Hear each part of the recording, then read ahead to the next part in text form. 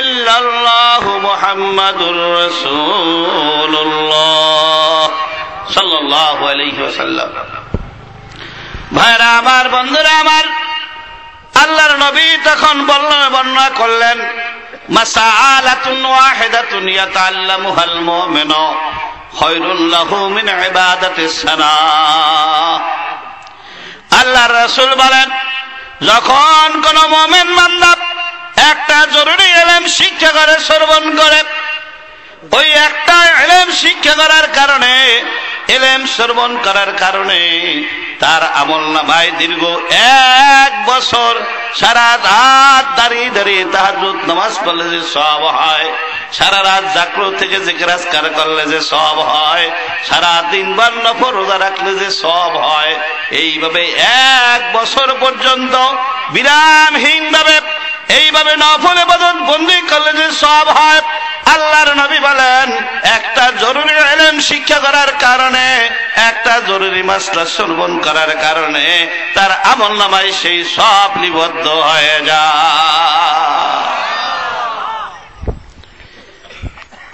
তাই ভাইরা আমার, বন্ধুরা আমার, যদিও মাগরিব বাদ অনেকের কাছে ওয়াজ ভালো লাগছে, অনেকে কয় কি কয়, খালি মসলাই কইতেছে, কিতাবের পাঠ্য কইতেছে, কি কইতেছে, নতুন যারা এরা মজা পায় নাই। কথা ঠিক না? ঠিক।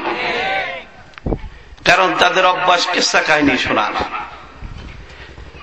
কিন্তু সওয়াবের দিকটা বেশি হয়েছে না কম হয়েছে? অসংখ্য অগণিত মাসলার আলোচনা হয়েছে না? আল্লাহ রাসূল বলছেন, মাসালাতুন ওয়াহিদাতুন ইয়াতাআল্লামুহাল মুমিনু খায়রুল লাহু মিন ইবাদাতিস সানা। একটা জরুরি ইলম শিক্ষা গ্রহণ করলে, শ্রবণ করলে দীর্ঘ 1 বছর নফল ইবাদতের সওয়াব আল্লাহ পাক তার আমলনামায় লিপিবদ্ধ করে দেয়।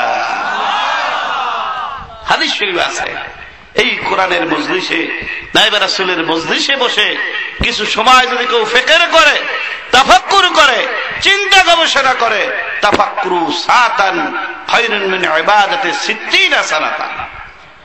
কেউ যদি ফিকির করে, চিন্তা করে যে আজকে আলোচনার ভিতরে কোরআন হাদিসের বিভিন্ন কিতাবের দলিল আদিল্লার মাধ্যমে যে কোরআনের আলোচনা হবে, এই আলোচনার ভিতরে যে শিক্ষা আমলের বাকি আমার জীবনে আছে, এগুলো আমি শিক্ষা আমলের জন্য চেষ্টা সাধনা করব।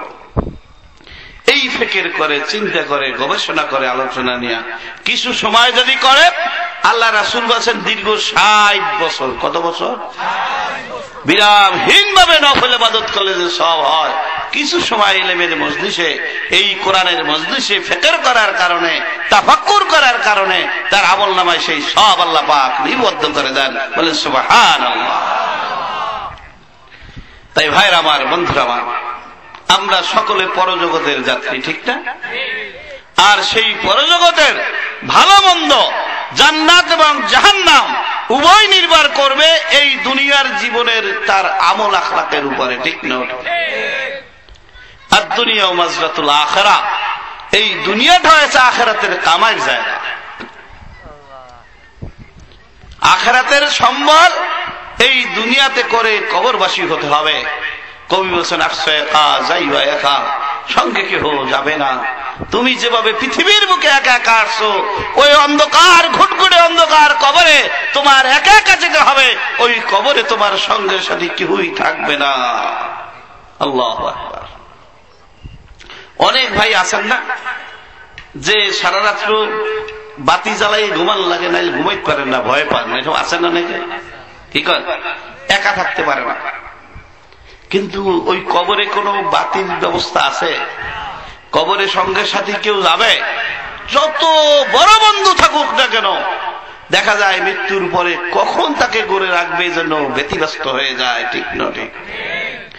তাই ভাই আমার, বন্ধুরা আমার, কিতাবের মধ্যে উল্লেখ রয়েছে, ওই মৃত্যুর পরে যখন গোরের দিকে ওই মুদ্দারকে নেওয়া হয়, তখন সে যে আকুতি বিনতি করে কাঁদতে থাকে, ওই কান্দন, ওই আকুতি বিনতির শব্দ যদি দুনিয়ায় কেউ শুনতে পাইত, তাহলে দুনিয়ার জীবনে সে কোনদিন গুনার কাজে লিপ্ত হইত না। কিন্তু সেই শক্তি আপনার আমার কি হয়?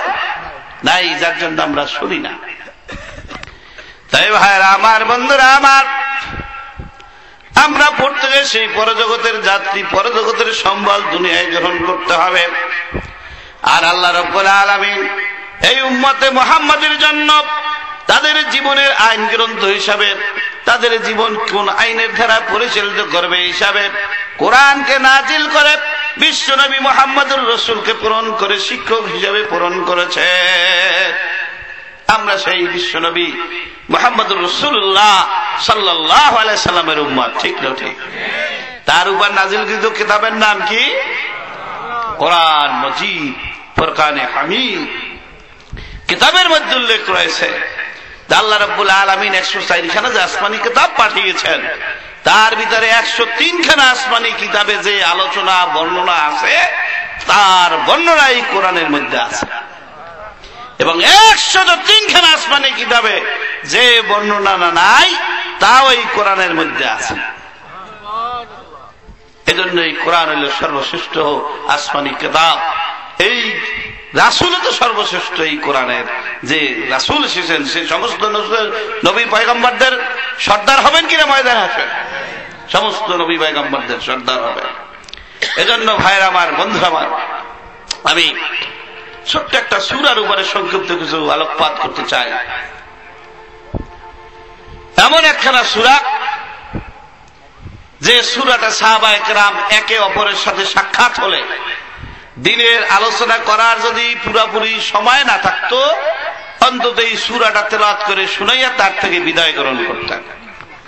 একে অপরে আরবি ভাষাভাষী ছিলেন না, তারা আরবিতে কথা বুঝতেন না। এজন্য দীর্ঘ সময় নাই, অন্তত সালামের পরে এই দিনের এই দাওয়াত দিয়ে তার থেকে বিদায় গ্রহণ করতেন। ছোট্ট একখানা সূরা, যে সূরাটার নাম সূরাতুল আসর ওয়াল আসর সূরা। আর আমরা যারা গ্রামের মানুষ আছি, বেশিরভাগ ওয়ালার সেকুল ওয়াল্লাহ ইনা তো না, এই মেয়া চাবি বেশি। কথা ঠিক না? ঠিক।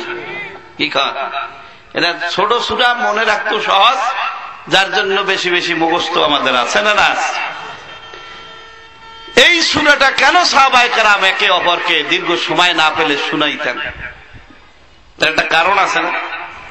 30 পারা কোরআনের ভিতরে যে শিক্ষা আছে, আল্লাহ রাব্বুল আলামিন মানব জাতির জন্য যে ফরজাইনের শিক্ষা 30 পারা কোরআনের মধ্যে দিয়েছেন, জান্নাতে যাওয়ার জন্য যে শিক্ষামূলের ব্যবস্থা করে রেখেছেন, যে বর্ণনা এই কোরআনের ভিতরে আছে, তার সার সংক্ষেপ মূল বক্তব্য এই ছোট্ট সূরার মধ্যে রয়েছে। এজন্য এই সূরাটা তেলাওয়াত করে একে অপরকে শুনাইয়া বিদায় গ্রহণ করতেন। আর আপনি আমার অবস্থা কি? তাওয়াসাবিল হক কয় নাকি? কি কর? সত্যের উপদেশ দেওয়া, দিনের দাওয়াত দেওয়া। আমরা কি করি? এক মুসলমান ভাই আর এক মুসলমান ভাইয়ের সাথে দেখা হয়েছে, দেখা যায় রাবিদ একটু ছোট বড় আছে, একাল বন্ডক একটা গালি দিয়ে তারপরে তার সাথে কথার বিনিময় হয়। ঠিক না? ঠিক আর কে অমুকের বুক, এরকম কয় না নাকি? তাহলে আর তাদের সাহাবায়ে কেরামদের চরিত্র আমাদের চরিত্র কি অনেক তফাৎ কিনা বলে?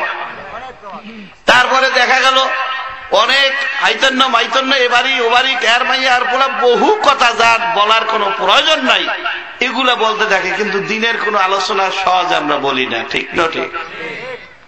তার সাহাবায়ে কেরামদের চরিত্র ছিল, এক ভাই আর এক ভাইয়ের সাথে যদি দেখা হইতো, দীর্ঘ সময় হইল দিনের দীর্ঘ আলোচনা করত। আর যদি সময় কম হইতো, অন্তত এই সূরাটা শুনাইয়া বিদায় গ্রহণ করতেন। সূরাটার নাম হইল সূরাতুল আসর ওয়াল আসর সূরা। এই সূরার ভিতরে আল্লাহ রাব্বুল আলামিন কসম করেছেন, কিরা কাটছেন, ওয়াল আসর বলে আসরের শপথ, সময়ের কসম। আল্লাহ রাব্বুল আলামিনের কসম কিরার কোনো প্রয়োজন আছে? কুন ফায়াকুন। আল্লাহ যদি কয় যে হয়ে যাবে। ঠিক না? ঠিক। তাহলে আল্লাহ এখানে কসম কেন কাটলেন? আরব দেশের লোকদের অভ্যাস ছিল, কেউ যদি কসম কাটতে কোনো কথা বলতো, এটাকে বেশি বিশ্বাস করত। আমরা বর্তমানে যারা আছি, এরাও কিন্তু কসম দ্বারা এককালে ভালাই দেয় না। দুই বন্ধু খুব মিল, খুব মহব্বত, খুব ভালোবাসা, লেনদেনও দুইজনের মধ্যে হয়েছে, হঠাৎ করে এক বন্ধু একটু বিগড়ে গেল। সে যে এত টাকা নিয়ে বন্ধুর ভাঙলো, এখন সে অস্বীকার করে যে আমি তোমার থেকে কোনো টাকা নেই। এইভাবে ঘটনা হয় না? আবার মাদ্রাসার পাশেই পরিষদ, এক লোকের টাকা দিয়েছে আরেকজন দেয় নেই। এখন চেয়ারম্যানের দাঁড়াইছে বিচার, হে কি বিচার করবেন? কি রে করবো নাইছে মাদ্রাসায় কি রে করতে। তা আমি গাডলার দ্বারে আমি কষা কই যে একটা বাঘ দিই, কি রে দেখাই দিই, হে বুড়া তুমি নামাজ পড়ো? নামাজ তো ঠিক মতো বলি না। তুমি পড়ো যুবক, তুমি পড়ো। কি রে কি বোঝো? কাপড়ের কাছে লোক পিড়েই কয়টা দেখো বাইরে যাবে, বোঝেন কিনা? তাহলে কিরা নামাজ পড়ে হারবারও কিরিয়ারে বিশ্বাস করে না করে নাই? বন্ধু বন্ধুর কাছে টাকা পাইবে অস্বীকার করে, বলে ঠিক আছে তুমি মসজিদে যদি কিরে করতে পারো, আমার তো এখন টাকা নাও না, আমার কোনো দাবি নাই। এরকম বিশ্বাস আমাদের আছে না? না, আরবদের অভ্যাসই ছিল এটা। এই জন্য আল্লাহ রাব্বুল আলামিন সময়ের কসম কাটলেন, আসরের সময়ের কসম। এই আসরের যে ৫ ওয়াক্ত নামাজের যে আসরের রক্তটা দিনের প্রথম ভাগে হয়, মাঝ ভাগে হয় না শেষ ভাগে হয়? এখানে আল্লাহ পাক শিক্ষা দিতেছেন, বান্দা তোর যেন হায়াতের বেলা ওই পশ্চিম আকাশের সূর্যটা যেভাবে ডুবো ডুবো ওই আসরের সময় যখন হয়ে যায়, ওইভাবে তোর জন্য হায়াতটাও যেন ওইভাবে ডুবে ডুবে অবস্থা। কিতাবের মধ্যে ঘটনায় উল্লেখ আছে, যখন কোন বান্দার মৃত্যু হয় তার ৪০ দিন আগে হযরত আজরাইল ইসলামের সামনে একটা গাছ থেকে একটা পাতা পড়ে। ওই পাতাটা আজরাইল ইসলাম তার সব সাহায্যকারী সমস্ত জানকান্দানি ফেরেশতাদেরকে পড়িয়ে শোনান। ওটার মধ্যে ওই ব্যক্তির নাম, বাবার নাম, মায়ের নাম, কোথায় কি অবস্থায় কিভাবে মারা যাবে সব কিছু বর্ণনা থাকে। কিতাবের মধ্যে দেখেছি তখন ওই সাহায্যকারী ফেরেশতারা, জানকান্দানির সাহায্যকারী ফেরেশতা ওই বান্দাবান্দির কাছে চলে যায়, যাই ওই বান্দাবান্দির চারদিকে খালি ঘোরে। একদিন শেষ হয়ে যায়, ওই সন্ধ্যাবেলা ডাক দেয়া বলে, বান্দারে তুই দুনিয়ার মোহে মুগ্ধ রইলি, তোর একদিন শেষ হয়ে গেল, ফুরাইয়া গেল, তোর আর ৩৯ দিন বাকি রয়েছে। আবার একদিন শেষ হয়ে যায়, আবার ডাক দেয়া বলে, বান্দা বান্দিরে তোর আর ৩৮ দিন পর অমুক সময়ে তোর মৃত্যু হয়ে যাবে। ৪০ দিনের 2 দিন কমলো না? এইভাবে প্রতিদিন এভাবে ঘোষণা করে তারা বলতে থাকে, কিন্তু পৃথিবীর এই কানে শোনার মতো শক্তি আপনার আমার কেহ না। তাই আল্লাহ রাব্বুল আলামিন এই মানব জাতিদেরকে লক্ষ্য করে হুঁশিয়ার করে বলতেছেন, বান্দারে ওয়াল আসরে, আসরের সবার সময়ের কসম, ইন্নাল ইনসানা লাফি খুসর, নিশ্চয়ই দুনিয়ার সমস্ত মানুষ ক্ষতির মধ্যে রয়েছে, জাহান্নামের পথে রয়েছে, ইল্লা, একমাত্র তারা ব্যতীত। কথা কার? জোরে গান, কথা কার? আল্লাহ কসম বলে কিরা কাটতে বলেন যে আসরের সবার সময়ের কসম, সমস্ত লোক নিশ্চয়ই দুনিয়ার সমস্ত মানুষ আছে কোন পথে? জাহান্নামের পথে, ক্ষতির পথে, ইল্লা, একমাত্র তারা ব্যতীত। কারা ব্যতীত? ইল্লাল্লাযীনা আমানু ওয়া আমিলুস সালিহাত, যারা ১ নম্বর ঈমান গ্রহণ করেছে, ২ নম্বরে আমলে সালেহ আদায় করেছে। কোরআনের ভাষা আল্লাহ রাব্বুল আলামিন অন্যত্র বলেছেন, আজারুল জাহিরাল ইসমি বাতিনাহু, তোমরা জাহিরি গুনাহ ছেড়ে দাও, বাতিনি গুনাহ ছেড়ে দাও। জাহিরি নেক করো, বাতিনি নেক করো। তা আমলটা কয় ভাগ? 2 ভাগ। ১ নম্বরে ঈমান, ২ নম্বরে আমলে সালেহ যারা আদায় করেছে, আমলে জাহিরি ফিকহ, আমলে বাতিনি কলব ইলমে তাসাউফ যারা শিক্ষা আমল করছে, তারা ওই ক্ষতির মধ্যে নাই। কথা কার? সূরা বাকারার ২৫ নম্বর আয়াতে আল্লাহ পাক বেহেশতের সুসংবাদ দিয়ে দিয়েছেন। কিভাবে দিয়েছেন? ওয়াবাশশিরিল্লাযীনা আমানু ওয়া আমিলুস সালিহাতি আন্না লাহুম জান্নাত। হে রাসূল, আপনি ওই সমস্ত বান্দা বান্দীদেরকে বেহেশতের সুসংবাদ দান করুন যারা ১ নম্বরে ঈমান গ্রহণ করেছে, ২ নম্বরে আমলে সালেহ আদায় করেছে, আমলে জাহিরি ফিকহ, আমলে বাতিন ইলমে কলব ইলমে তাসাউফ শিক্ষা আমল করেছে। আন্না লাহুম জান্নাত, নিশ্চয়ই তাদের জন্য রয়েছে বেহেশত। তাহলে সূরা আসরের ভিতরে আল্লাহ রাব্বুল আলামিন বলেন, দুনিয়ার সমস্ত লোক জাহান্নামের পথে আছে, একমাত্র তারা নাই যাদের মধ্যে 3 ধারার শিক্ষামূল আছে। কয় ধারার? আকাইদ, তাসাউফ, ফিকহ। ভাইরা আমার, বন্ধুরা আমার,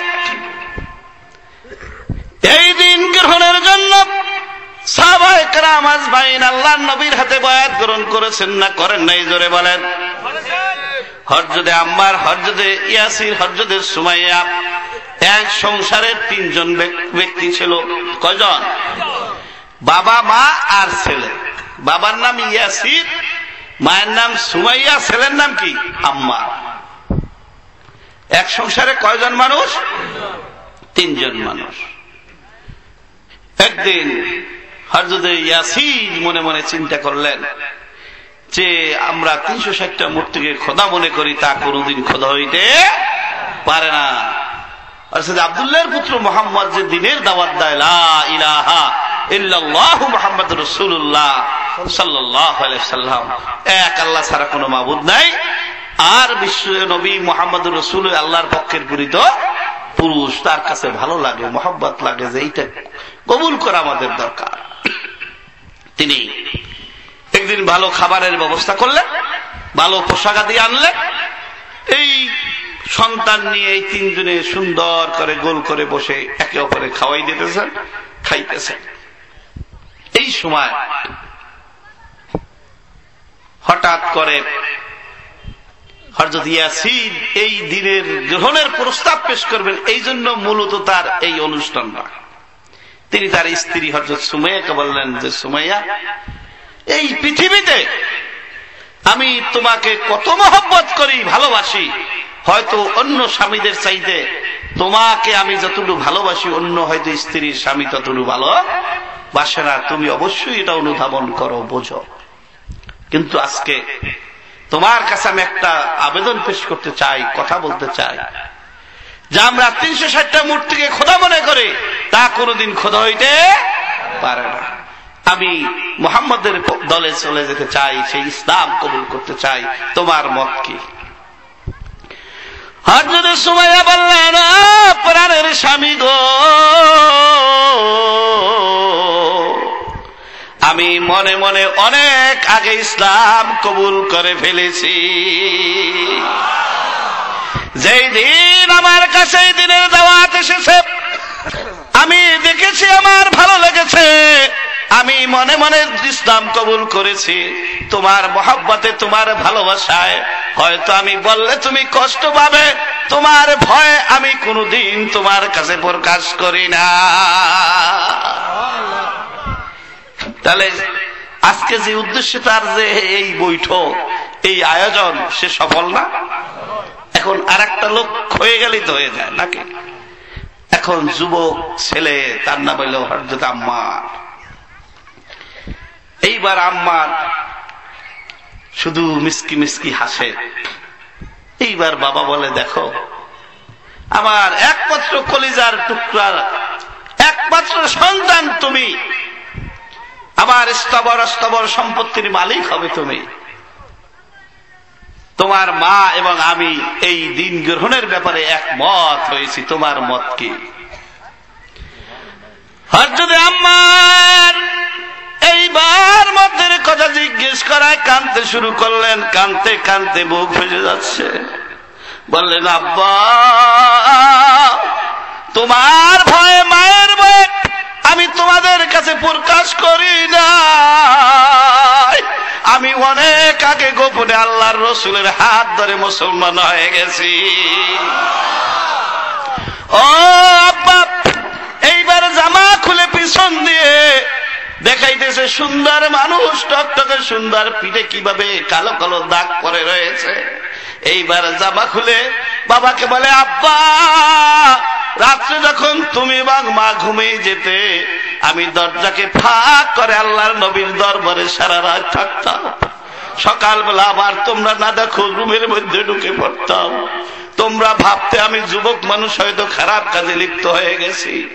এই কথা তোমরা ভেবে ভেবে মাঝে মাঝে আমাকে তোমরা এইভাবে ধরতে পারতে, আর আমাকে ভীষণ ভাবে প্রহার করে করে আমার পিঠকে তোমরা রক্তাক্ত করে দিতে। আমি আসলে দুনিয়ার কোনো খারাপ কাজে লিপ্ত ছিলাম না। আমি তোমাদের চোখে ফাঁকি দিয়ে গভীর রাত্রে আল্লাহর নবীর দরবারে যাইয়া সারা রাত পড়ে থাকতাম। এইবার বাবা এবং মা উভয় সন্তান সহ তিনজনে একত্র হয়ে আল্লাহর নবীর হাতে বয়াত গ্রহণ করলেন, মুসলমান হয়ে গেলেন। ভাইরা আমার, বন্ধুরা আমার, এই খবর ছড়িয়ে গেল সারা মক্কার ভিতরে। আবু জেহেল, আবুল আহব, সাহেব ইবনে মুগীরা, এই বড় বড় কাফেররা বৈঠক বসলো, যেভাবে এক এক করে আমাদের দলের লোক মুসলমান হয়ে যাচ্ছে, একদিন হয়তো আমাদের দলে কোনো লোক থাকবে না, কি করা যায়? আবু জেহেল প্রস্তাব পেশ করলে, একটা কাজ করলে ভালো হয়। যারা আমাদের ধর্ম ছেড়ে নতুন ধর্ম গ্রহণ করেছে, তাদের যদি একটা শক্ত বিচার আমরা করে ফিরে আনতে পারি, ওই ভয়তে হয়তো কেউ আর ইসলাম কবুল করবে না। এটা তো ভালো কথা। তাহলে একটা ঝান্ডারা পিটিয়ে দেওয়া হোক, আমরা এই পরিবার থেকেই বিচার শুরু করি। কোন পরিবার? হযরত ইয়াসির, হযরত সুমাইয়া, হযরত আম্মার। ঝান্ডারা পিটিয়ে দেওয়া হলো অমুক ময়দানে। বাপ দাদার ধর্মের মুখে চুন কালি দিয়ে নতুন ধর্ম গ্রহণ করলে তার কি শাস্তি হয়, অমুক ময়দানে বিচার হবে। কারণ কোন বেজাল্লা বিচার যদি এখন হইয়াই পরে, লোক দাওয়াতের আগে লোক আসে না দেখার লাগিয়া, কি কর ভাইরা আমার, বন্ধুরা আমার, লোকে লোক অরণ্য হয়ে গেল। বিচারকের লাশ তৈরি করা হলো। আবু জেহেল, আবুল আহব, সাহেব ইবনে মুগীরা সবাই লাইন দিয়ে বসা। আসামি কয়জন? তিনজন। তিনজনকে কাঠগড়ায় দাঁড় করা হলো। সর্বপ্রথম হযরত আম্মার, ওই যে সন্তান যুবক ছেলেকে আনা হলো শোকের সামনে।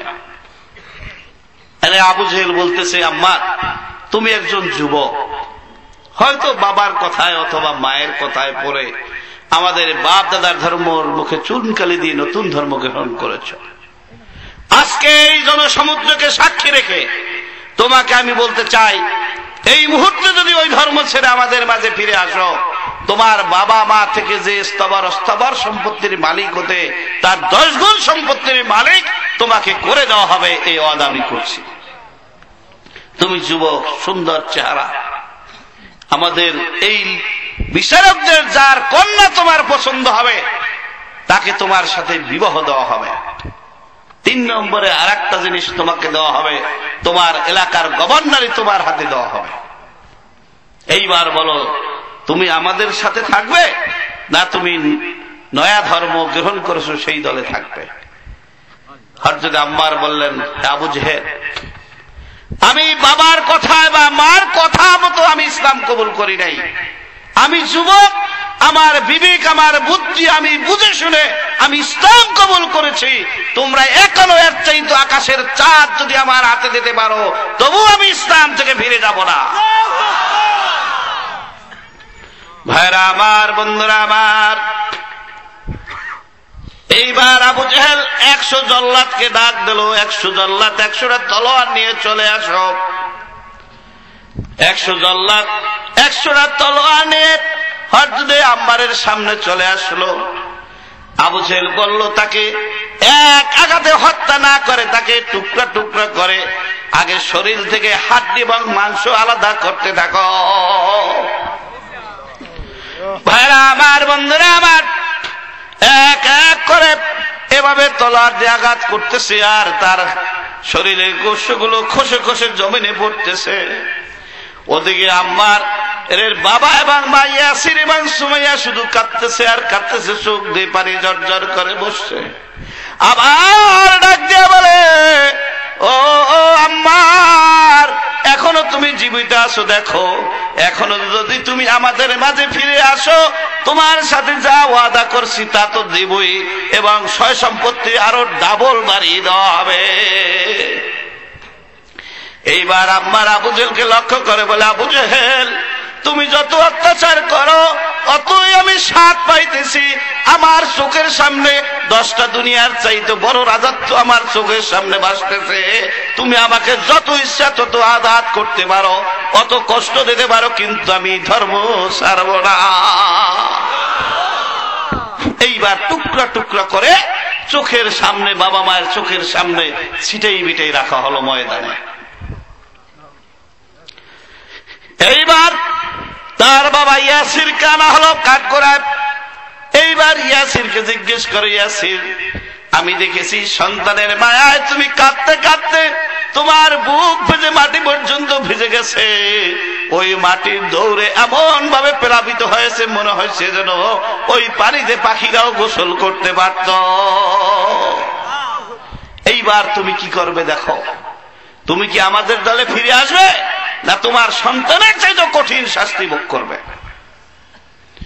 অন্যদিকে এই পাবলিক জনতার মনের মধ্যে কথা, মানুষ চায় দুনিয়াতে তিনটা জিনিস তাকে দেওয়া হলো, তা সে গ্রহণ করলো না, সে দিন নিয়েই থাকলো। তাহলে ওই দিনের মধ্যে তো এই তিনের চাইতে মজা মনে হয় বেশি। তাহলে আমরা এভাবে বসে থেকে কি লাভ? বিভিন্ন গুঞ্জন উল্টা শুরু হইল। আল্লাহ হেদায়েতের চাক্কা ঘুরে গেলে সবাই এখন ঠিক বুঝতেছে যে আসলে আমার যে ধর্মের পথে আছে ওই ধর্মটাই কি সঠিক, যার জন্য জীবন বিলেই দিতে রাজি কিন্তু ছাড়তে রাজি না। হযরত ইয়াসির বললেন, আবু জেহেল, আমি জানি আমার সন্তানের চাইতে বেশি শাস্তি তুমি আমাকে দিতে পারো, কিন্তু আমি সন্তানের ওই টুকরা টুকরা গোশত দেখে আমি কাঁদি নাই, আমি আল্লাহর কাছে কাঁদছি, আল্লাহ আমার এই সন্তানকে তুমি এই দ্বীনের উপরে, ঈমানের উপরে মজবুতি রাখো আল্লাহ। এজন্য আমি কেঁদেছি, সন্তানের ওই টুকরা টুকরা গোশত দেখে আমি কাঁদি নাই। তুমি যত ইচ্ছা তত শাস্তি দিতে পারো, কোনদিন এসির এই ধর্ম ছেড়ে যাবে না। এইবার দুইটা তেজস্বী উট আনা হলো, দুইটা উটের দুইটা লাগামের সাথে হযরত ইয়াসিরের দুই পায়ের সাথে দুইটা রশি বাঁধে দেওয়া হলো, এবং এমন ভাবে দুইটা উটকে দুদিকে তাড়া দেওয়া হয়েছিল, ওই উট দুই দিকে দৌড় দেওয়ার কারণে হযরত ইয়াসির দ্বিখণ্ডিত হয়ে গিয়েছিলেন। আর মৃত্যুর সময় তার জবানে বের হয়ে আসলো, লা ইলাহা ইল্লাল্লাহু মুহাম্মাদুর রাসূলুল্লাহ সাল্লাল্লাহু আলাইহি ওয়াসাল্লাম। ভাইরা আমার, বন্ধুরা আমার, এইবার কার পালা? হযরত সুমাইয়া রাদিয়াল্লাহু তাআলা। মা সুমাইয়াকে যখন সামনে আনা হলো, আবু জেহেল বলে, সুমাইয়া, তুমি মাত্র একটা সন্তানের জননী, তোমার ভরা যৌবন, তোমার সৌন্দর্য, তোমার সবকিছু তোমার রয়ে গেছে, তুমি হয়তো সন্তানের কথায় পড়ে অথবা স্বামীর কথায় পড়ে তুমি ইসলাম কবুল করেছ। আজকে তুমি যদি আমাদের মাঝে ফিরে আসো, দেখো এই লিডারদের ভিতর থেকে যাকে তোমার পছন্দ তাকে তুমি আজকে স্বামী হিসাবে গ্রহণ করতে পারো, আর যদি না আসো তাহলে তার চরম পরিণতি তোমার সন্তান এবং স্বামীর চাইতে বেশি হবে। জনগণের মনের মধ্যে লাড়ালাড়ি শুরু হয়ে গেছে, আল্লাহ কি খবর, মরতে রাজি কিন্তু দিন ছাড়তে রাজি নাই। ওই মধ্যে মনে হয় দুনিয়ার চাইতে মৃত্যুর চাইতে বেশি ভাইরা আমার, বন্ধুরা আমার, হযরত সুমাইয়া জবাব দিলেন, আবু জেহেল শোনো, আমাকে তুমি অবলা নারী হিসাবে ভাবতে পারো, কিন্তু আমি বুঝে শুনে ইসলাম কবুল করেছি, আমার স্বামীর কথায় বা সন্তানের কথায় না। তুমি দেখেছো কাঁদছি আমি, কিন্তু এই কাঁদাটা আমার সন্তানের জন্য ছিল না, স্বামীর জন্য ছিল না, আমি আল্লাহর কাছে কাঁদছিলাম, আল্লাহ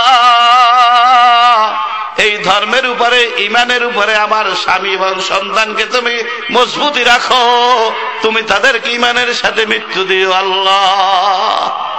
আল্লাহর সাথে কাঁদছি, তোমাদের জন্য কাঁদি নাই, তোমাদের ভয়তে আমি কাঁদি নাই, যা ইচ্ছা তাই তুমি করতে পারবে।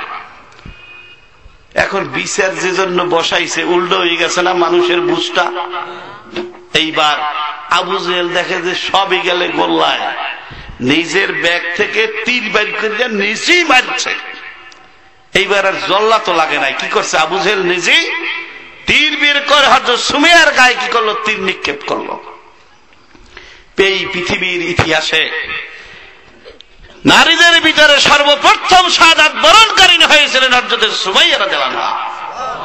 ওই তীর বেদার কারণে তিনি শাহাদাত বরণ করেছিলেন, কিন্তু ইসলাম ছাড়ছে, আল্লাহর দিন ছাড়ছে ভাইরা আমার, বন্ধুরা আমার, সূরা আসরের মধ্যে আল্লাহ রাব্বুল আলামিন কসম করে বলেন, সময়ের কসম, দুনিয়ার সমস্ত মানুষ ক্ষতির মধ্যে আছে, জাহান্নামের পথে আছে, একমাত্র তারা নাই, ইল্লাল্লাযীনা আমানু ওয়া আমিলুস সালিহাত, যারা 1 নম্বরে ঈমান গ্রহণ করেছে, 2 নম্বরে আমলে সালেহ আদায় করেছে, আমলে জাহিরি ফিকহ, আমলে বাতিন ইলমে কলম ইলমে তাসাউফ শিক্ষা আমল করেছে, তারা ওই ক্ষতির মধ্যে নাই, তারা আছে জান্নাতের পথে।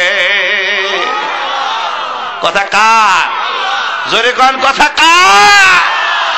ভাইরা আমার, বন্ধুরা আমার, এই 3টা আমলের পাশাপাশি পরবর্তী আয়াতে 2টা গুণের কথা বর্ণনা করা হয়েছে। আজকে আমরা যারা এই 3 ধারায় আকায়েদ তাসাউফ ফিকহের সমষ্টিপূর্ণ দিন ইসলাম কবুল করেছি, আমরা ভাগ্যবান না? ইনশাআল্লাহ, ইনশাআল্লাহ ভাগ্যবান। এই ভাগ্যবানদের 2টা কাজ রয়েছে, আতাসাউ বিল হক ওয়া আতাসাউ বিস সাবর। 2টা কাজ করতে হবে। এই 3টা আমলের পাশাপাশি কয়টা কাজ? 1 নম্বরের কাজ হলো তাওয়াসাউ বিল হক করা, সত্যের দাওয়াত দেওয়া। আজকে এই দিনের পূর্ণাঙ্গ দিন ইসলাম সত্য না মিথ্যা? কোরআন সত্য না? এই কোরআনের দাওয়াত আজকে দেওয়ার কারণে এই লোক উপস্থিত হয়েছে কিনা? কি কর? একজন লোকও যদি আজকের এই ওয়াজে হেদায়েত প্রাপ্ত হয়, কিয়ামত পর্যন্ত তার নসলে যত হেদায়েত প্রাপ্ত হবে, তার মাহাজুরি ভাগ সবাই মিলে পাবে না? অবশ্যই পাবে। ভাইরা আমার, বন্ধুরা আমার, তাহলে তাওয়াসাউ বিল হক করতে হবে, সত্যের দাওয়াত দিতে হবে। এজন্য তাবলীগের বড় হুজুর মাওলানা মুসলিমউদ্দিন সাহেব অনেক সময় মাইক দিয়ে কয়, ভাই দোস্ত বুজুর্গ, যারা পূর্ণদিন পাইছেন এরা ঠকছেন, আর যারা পায় না এরা ঠকছেন। আমি অনেকদিন বেরেনে ঢোকে না, এমনি হুজুরি কয় কি? যারা পাইছে এরা কি করছে? ঠকছে। যারা পায় না এরা ঠকছে। বাসাটা এরকম কয় না সে? আমার নিজের বুঝলি কয়েকদিন গেছে, 2-1 মাস পরে আমার বেরেনে ঢুকছে, ও কথাটা তো ঠিকই কইছে। কারণ যারা আজকে পাইছি এরা ঠেকছি। সারা পৃথিবীতে তাওয়াসাউ বিল হক করতে হবে। তাবলীগে খাস করা ফরজ না? এই ফরজে আইন হিসাবে তাবলীগে খাস করতে হবে না? আপনার আহাল প্রয়োজন দোস্ত বুজুর্গ যারা আছে সবাইকে পূর্ণাঙ্গ দিনের দাওয়াত আপনার শক্তি অনুযায়ী দেওয়া লাগবে কি লাগবে না? তা ঠেকছেন না ঠেকেন নাই? আর ঠকছে কেমন? ঠকছে আল্লাহ কাছে নিজে আগুন থেকে বাঁচো, আহাল পরিজনকে বাঁচাও। ঠকছে এই সূরা শুআরা 19 পারা। সূরা শুআরা কি 19 পারা। আল্লাহ বলেন, ইয়াউমা লা ইয়ানফাউ মালু ওয়ালা বানুনা ইল্লা মান আতাল্লাহা বিকলবিন সালিম। কাল ময়দানে আসরে তোমার ছেলে সন্তান, তোমার টাকা পয়সা, তোমার ইবাদত বন্দেগী আমি রব্বুল আলামিনের কাছে কোনো কাজে লাগবে না যদি কলবে সালিম ব্যতীত, তাসাউফ অর্জন ব্যতীত ময়দানে আসরে ওঠো। কথা কার? জোরে কান। কোরআন সত্য, আর জোরে কান সত্য। তাহলে ময়দানে আসরে এই তাসাউফ লাগবে।